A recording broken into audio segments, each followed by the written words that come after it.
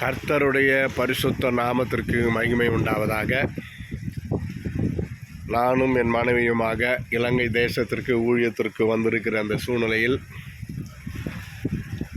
இது ஒரு முக்கியமான இடம். கடல் பகுதி, ரொம்ப அருமையான இடம். நீங்கள் பார்த்து கர்த்தரை ஸ்தோத்தரிப்பதற்காகவே இந்த வீடியோவை எடுத்து நான் உங்களுக்கு அனுப்புகிறேன். ஆமாம், பாருங்கள், நல்ல அருமையான ஒரு கடலாக ஏரியா தெரியல. நாங்கள் இங்கே இலங்கையில்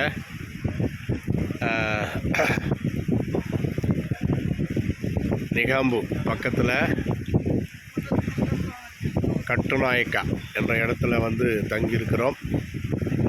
நீங்கள் பார்ப்பது இது ஒரு இயற்கையான ஏரி, பெரிய ஏரி, ரொம்ப அருமையான ஒரு இடம் இது. பாருங்கள், இந்த ஏரி ஓரத்தில் வீடுகள் எல்லாமே இருக்கிறது. ரொம்ப பார்ப்பதற்கு வெரி நைஸ், இன்ட்ரெஸ்டிங் பிளேஸ். அப்படி நாங்கள் இங்கே வந்த நாள் முதல் ரொம்ப அதிகமாக பெருவாரியாக நாங்கள் சாப்பிடுகிற ஒரு ஹோட்டல் இதுதான். இப்போ மதியம் உணவு சாப்பிட்டு இங்கே வந்து இந்த வீடியோ எடுத்து கொண்டிருக்கிறோம். சாப்பிட்டு வந்துட்டோம் வெளியே. இவங்க தான் சகோதரி மரியா பவுல் என்று சொல்லக்கூடிய என்னுடைய மனைவி. அவங்க வந்துட்டாங்க என் கூட ஊழியத்துக்கு. என்ன பண்ணுறது, எங்கே போனாலும் கூட வந்துடுறப்போ நம்ம அழைத்து கொண்டு செல்ல வேண்டும் அல்லவா? ஆமாம், ஒரு சுற்றி விட்டேன். பார்த்து நீங்கள் சந்தோஷப்படுங்கள், கர்த்தரை ஸ்தோத்திரியுங்கள். இயற்கையின் அழகில் இதயம் நிறைந்த இயேசுவை நான் கண்டேன். இயற்கை உலகில் எளிய வண்ணத்தில் இயேசுவை நான் கண்டேன்.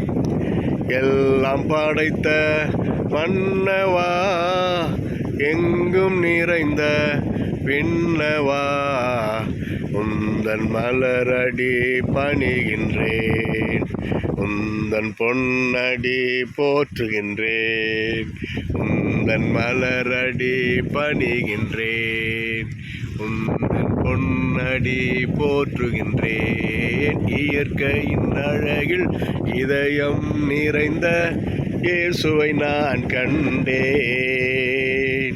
இயற்கை வளத்தில் இதயம் நிறைந்த இயேசுவை நான் கண்டேன். பிரிய மனமின்றி பிரிகிறோம். God bless you all. Praise the Lord.